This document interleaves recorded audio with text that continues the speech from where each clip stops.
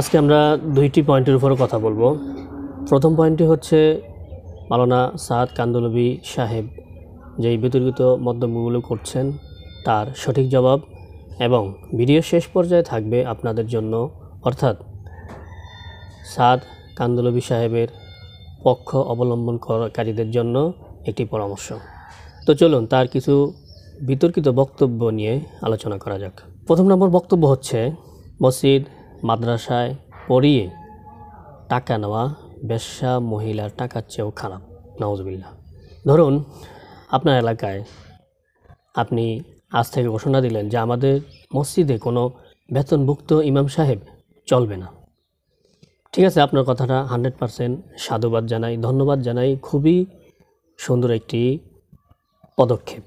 তো ধরুন জোহর নামাজে যখন ইমামতির সময় হবে, ইমাম সাহেব তো নেই, তো কেউ না কেউ তো ইমামতি করবেন, নাকি ইমাম ছাড়াই নামাজ পড়বেন?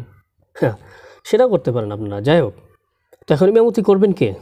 ঠেলাওয়ালা, রিক্সাওয়ালা, দিনমজুর, কৃষক, রাজমিস্ত্রি, সর্বসাধারণের মধ্যে ইমামতিটা কে করবে? একজন না একজন তো ইমাম হবে নাকি? তো যিনি ইমাম হবেন তিনি সূরা ফাতিহা পড়লেন, অন্য কোনো সূরা পড়লেন, তো তার সূরাটা কি শুদ্ধের ঊর্ধ্বে? শুদ্ধ? যদি বলেন না, শুদ্ধ নয়, তাহলে নামাজ ভঙ্গের জন্য প্রথম যে শর্ত সেটা হচ্ছে নামাজে অশুদ্ধ পড়া। তো একজন ইমাম সাহেব নামাজ পড়লেন অশুদ্ধ কেরাত দিয়ে, পিছনে মুক্তাদিরের অবস্থা কি? নিশ্চয়ই মুক্তাদিরের নামাজও বাদ। তো এই যে ইমামের নামাজও হলো না, মুক্তাদিরের নামাজও হলো না, এটা সম্পূর্ণ দায়ভার প্রথমত মাওলানা সাদ কান্দলবি সাহেবের, যেহেতু উনি ফতোয়া দিয়েছেন বেতনভুক্ত ইমামের পিছনে নামাজ জায়েজ নেই।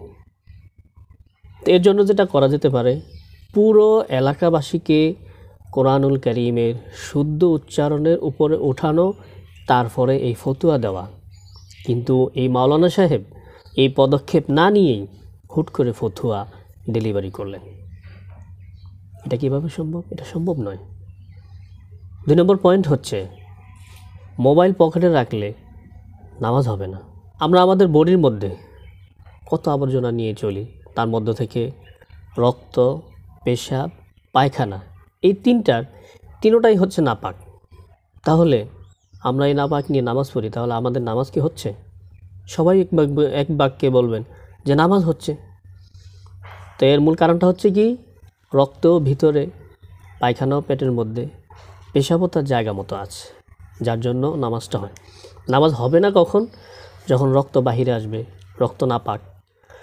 পেশাব যখন বাহিরে আসবে, নামাজ হবে না, যেহেতু পেশাব নাপাক। তারপরে পায়খানা যখন বাহিরে আসবে, তখন নামাজ হবে না, যেহেতু এটা নাপাক। আচ্ছা, তো মোবাইল যদি পকেটে রাখলে নামাজ না হয়, তাহলে 18 কোটি মানুষের নামাজের দায় কে দিবেন? 1 নম্বর প্রশ্ন। পয়েন্ট 1, হয়তো মোবাইল কোম্পানি বন্ধ করে দিতে হবে, অন্যথায় কি করবেন সেটা তিনিই ভালো জানেন।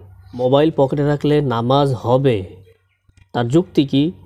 ধরুন আপনার মোবাইলের মধ্যে অনেক অশালীন জিনিস থাকতে পারে, যেহেতু মোবাইলটা বন্ধ, এগুলা দেখা যাচ্ছে না, মোবাইলের মধ্যে আছে বা কেউ দেখছে না, ওপেন নাই, বন্ধ আছে, সেক্ষেত্রে নামাজ হবে।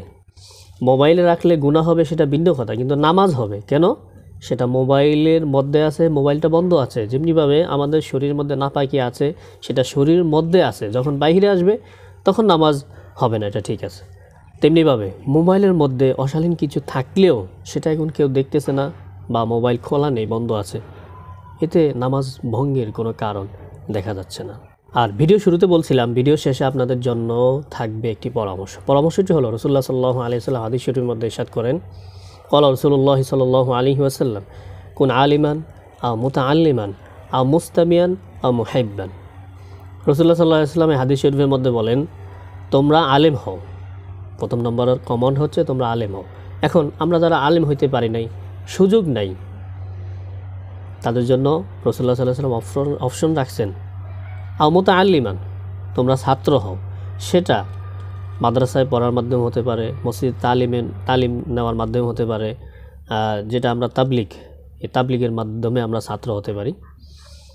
তো ছাত্র হওয়ার যাদের সুযোগ নাই, মুস্তামিআন, অন্তত আলেমের কথা শ্রবণকারী হও। আলেম যেখানে লেকচার দেয়, যেখানে বক্তৃতা দেয়, সেখানে তোমরা বসো, তাদের কথা শোনো। এখন কেউ যদি মনে করে আমি আলেম হইতে পারি নাই, ছাত্র হইতে পারি নাই, আলেমের কথাও আমি শুনবো না, তাহলে দূর থেকে মুহিব্বান, দূর থেকে তোমরা আলেমের মহব্বতকারী হও। রাসূলুল্লাহ সাল্লাল্লাহু আলাইহি ওয়াসাল্লাম হাদিসের শেষে বলেন, ওয়ালা তাকুনিল খামিস, পঞ্চম নম্বর হইতে যায় না, অর্থাৎ আলেমের বিরুদ্ধে দাঁড়াও না, ফাতুহলিক, তোমরা ধ্বংস হয়ে যাবে। পুরো বাংলাদেশের মানুষকে এই 7 গ্রুপ ধ্বংসের প্রান্তে দাঁড় করায় দিয়েছেন আলেমের বিরোধিতা করে। এত বড় একটি দেশ, এই দেশের মধ্যে কোনো আলেমই কি আপনার পছন্দ হয় না? কোনো আলেম আপনার পছন্দ হয় না? এটা তো হইতে পারে না। হক্কানি আলেম আপনি চোখে দেখেন না? আপনি বলেন মাদ্রাসা বন্ধ করে দিতে হবে, মসজিদ বন্ধ করে দিতে হবে, আলেমের কাছে যাওয়া যাবে না। এটা হচ্ছে ইসলামের বেশ ধারণ করে ইসলামকে ধ্বংস করার চক্রান্ত তারা লিপ্ত হয়েছেন। বাংলাদেশের জনগণ এটা কখনো হতে দিবে না।